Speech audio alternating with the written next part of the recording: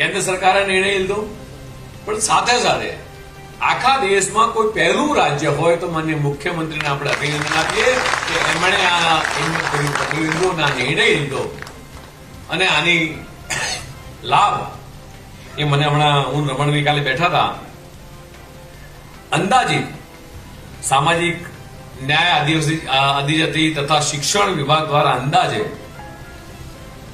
લગભગ 97 લાખ કરતા વધારે વિદ્યાર્થીને ફાયદો થવાનો છે. કાલે જયારે અમારા બંગલે આ કાર્યક્રમની ચર્ચા કરવા માટે બેઠા હતા, બધા મહામંત્રીશ્રી પણ હતા, બધા વિક્રમભાઈથી માંડી બધા, ત્યારે રમણભાઈ ખૂબ સરસ વાત કરી મને કે એક એક યોજના જો લઈએ તો એટલી બધી યોજના છે કે દીકરો કે દીકરી ડોક્ટર બને કે એન્જિનિયર બને, મેડિકલમાં જાય. પ્રદીપભાઈ બોલ્યા હતા કે મેડિકલની અંદર જાય તો આપણને ખબર નથી કે આપણા અનુસૂચિત સમાજના દીકરા કે દીકરીને એ કેટલી ફી એ સરકાર ભરે છે. આ સાચી માહિતી આપણે નીચે સુધી ઉતારી શકતા નથી.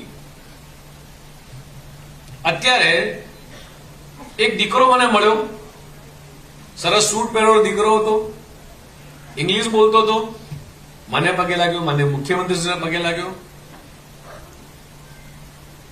આવા કેટલાય અહીંયા આગળ પરિવારો છે, બહાર પણ એટલા જ લોકો છે કે જેના દીકરા દીકરીની અંદર એજ્યુકેશનનું સ્તર થી માંડી અને જે સામાજિક એટીટ્યુડ આખા જે પરિવર્તન આવે એ અકલ્પનીય પરિવર્તન આવ્યા છે.